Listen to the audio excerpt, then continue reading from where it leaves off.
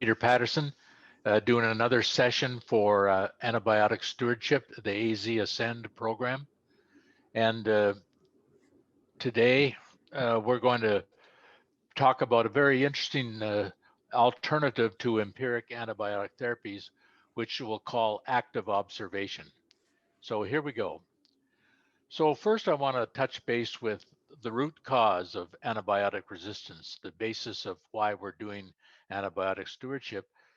Widespread antibiotic resistance is a major public health emergency in the world right now, and certainly all the way across America. And the root cause is people receiving antibiotics for infections they do not actually have. And Stan Darasinski, who runs the antibiotic stewardship program at Stanford, opens his course by saying, "We are awash in a sea of antibiotics," which I think is a kind of a poetic and very effective way of pointing to the background situation that we're in as the cause of antibiotic resistance. So the main culprits producing people getting antibiotics for infections they do not have is presumed urinary tract infection and presumed pneumonia.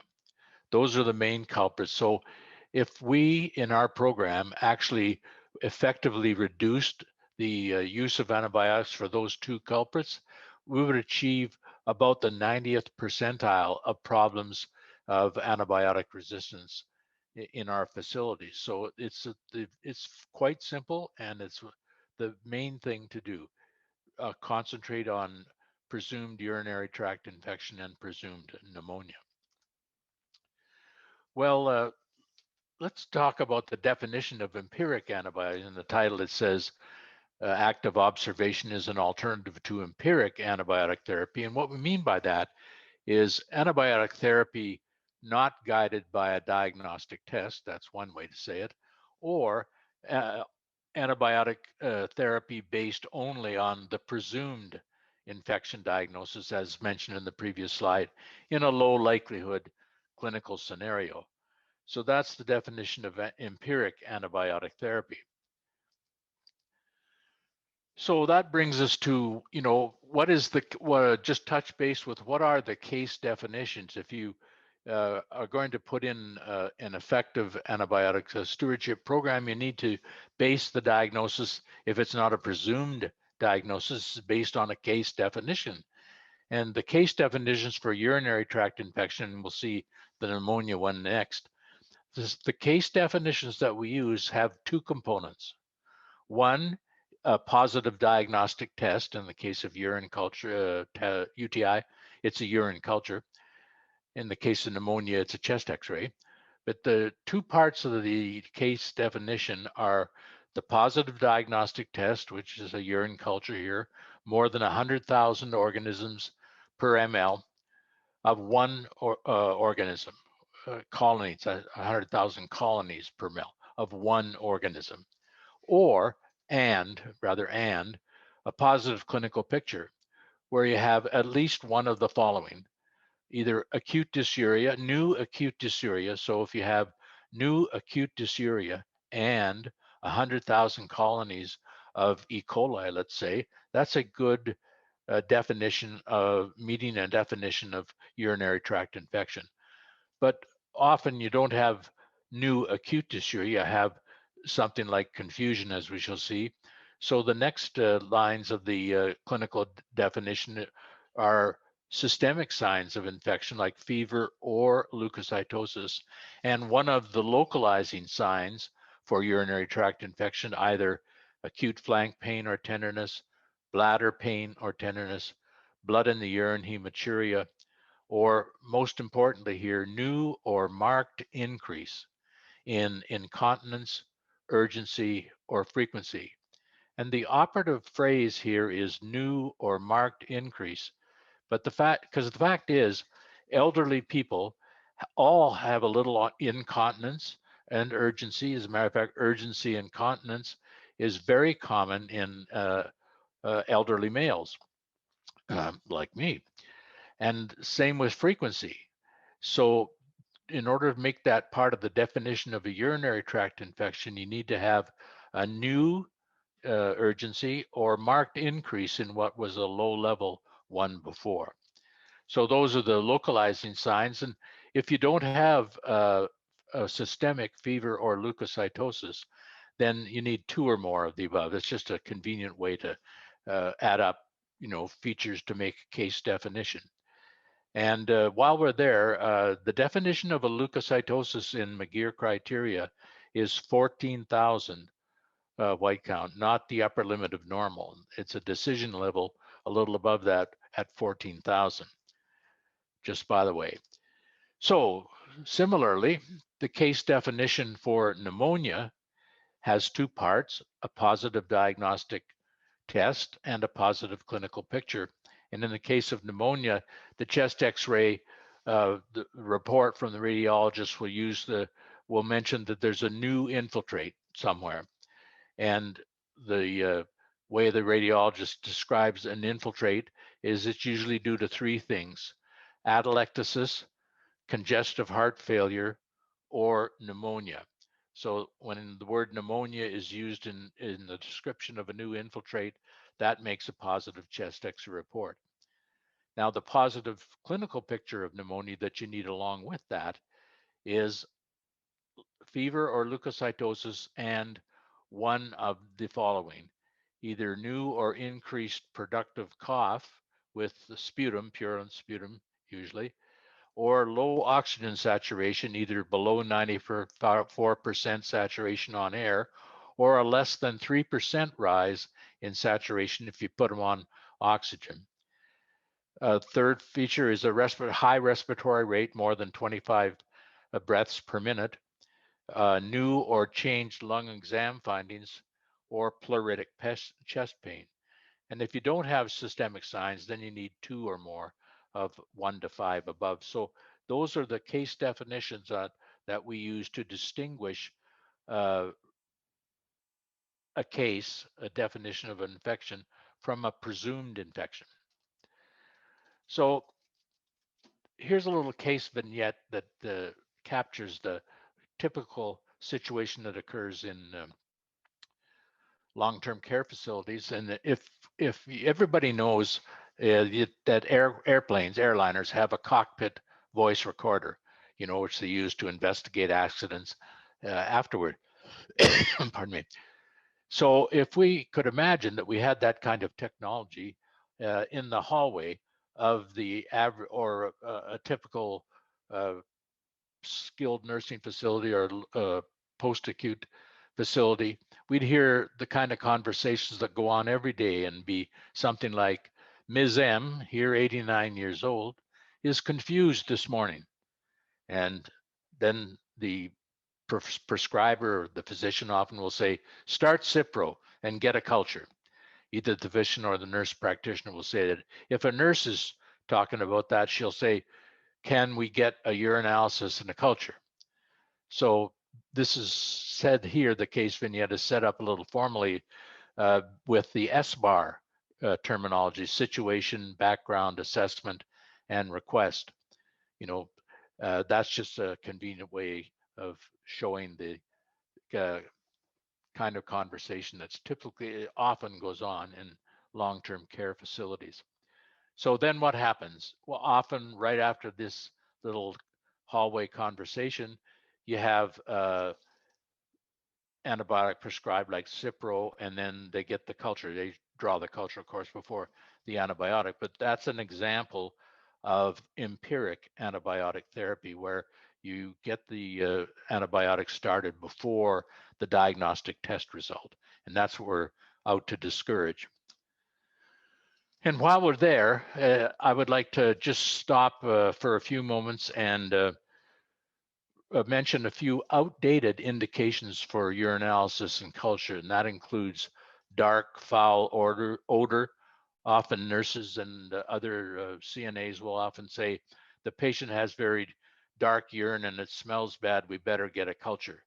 This is no longer advisable. And as a matter of fact, if people have dark urine, it's usually because they're dehydrated. So as you shall see, pushing fluids is the way to fix that one. Same, cloudy urine does not mean infection and is not an indication for a urine study. Similarly, if the patient falls for any reason, that is not an indication of a hidden urinary tract infection. And that piece of misinformation has been around in long-term care for years and years. And we now recognize that patients don't fall because of a urinary tract infection. Another common one is the patient's lethargic today, which is another way of saying they're confused. And the one that used to be common, not so much now, is that people will do a urine culture check after a course of therapy, so status post antibiotic, just to check if the urine culture is gone. And of course, what is picked up in that situation is asymptomatic bacteriuria, which is then misidentified as continued urinary tract infection or so-called chronic UTI. And we now know that these are just outdated reasons for doing cultures and they should not be done. So then what is the active observation protocol? Well, it's called active because often when we say we're observing the patient, it seems like you're not doing anything. But in fact, we are actively following up on the patient regularly every couple of hours. So it's called active observation protocol for that reason. And it's simply, to put it simply, the protocol is to push fluids, to rehydrate the patient, and observe for a change of condition. That's vital signs and bedside observation every shift or every 4 hours sometimes, depending on how the order is written. It's an approach to managing the kind of clinical uncertainty that people have in low likelihood clinical scenarios. And there's a reminder here that confusion or altered mental status, that it's called, that alone has a low predictive value for urinary tract infections. That's been shown in the literature repeatedly. And a positive culture in this setting is likely to reflect only resident microflora or so-called asymptomatic bacteriuria, bacteriuria with no symptoms. So this is a guidance for asymptomatic bacteriuria. The definition of asymptomatic bacteriuria, the formal definition, is bacteria in the urine at specified levels up to and including over 100,000 colonies per mil in the absence of signs or symptoms attributable to urinary tract infection. A significant proportion of antibiotic therapy for UTI, presumed UTI as we've called it, is driven by misinterpretation of asymptomatic bacteriuria as a treatable infection, as we have said. And the common ways that asymptomatic bacteria masquerades as an infection is the assumption that a positive culture is a UTI and needs to be treated. Another one is that a positive culture in a confused patient, one like Ms. M in our little case there, is misidentified as a urinary tract infection with inappropriate antibiotic therapy. And lastly, the belief that a positive culture, even in the absence of symptoms, would predict a later risk of invasive infection. That's been shown not to be true.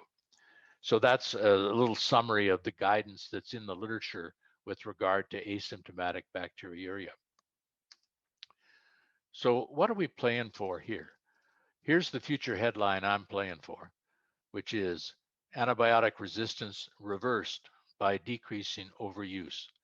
The only thing holding antibiotic resistance, widespread antibiotic resistance in place, is the pressure of antibiotics. And so if we take away that pressure by decreasing the misuse and the overuse, then resistance will unwind. That's the game. And it'll be a test of time. We already have preliminary indication that that's starting to happen. And here's a little cartoon that reviews this is Pogo, an old cartoon made to show the junkyard of old antibiotics that are no longer useful because of multiple resistance. Cephalosporin, vancomycin, clindamycin is there. And then in the blue are the multi-resistant organisms that cause the antibiotics to be less effective. Things like methicillin-resistant Staph aureus, vancomycin-resistant enterococci is there, etc. So the point of the cartoon is Pogo's little friend there in the hat says, "Do you mean we made this mess ourselves?" And Pogo says, "Yep, son, we have met the enemy and he is us." So in fact, we, the people who are prescribing antibiotics and overusing diagnostic tests, are really the ones that are driving the multiple resistance issue. So what are the takeaway messages here? The first is presumed UTI and presumed pneumonia are major drivers of antibiotic overuse in nursing home care.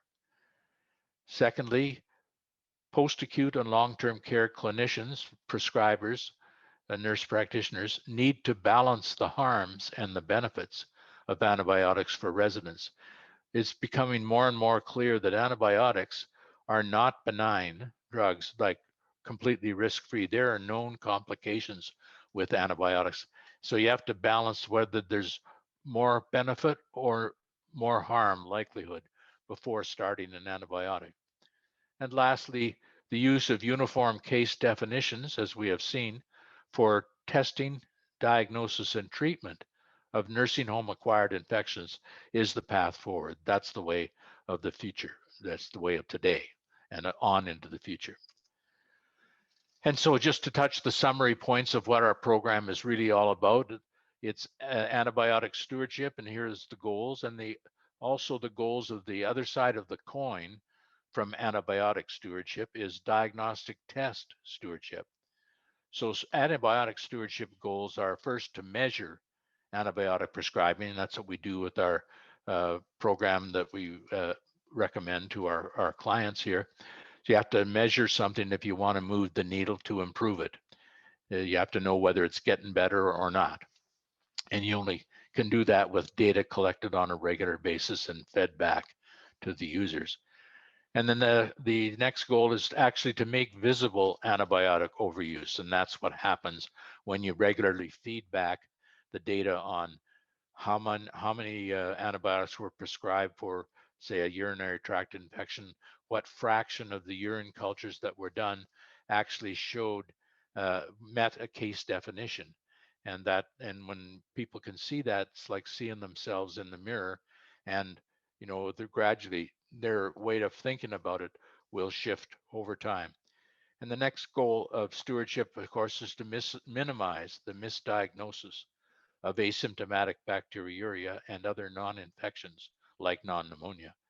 And lastly, to enhance the decision-making of prescribers and nurses.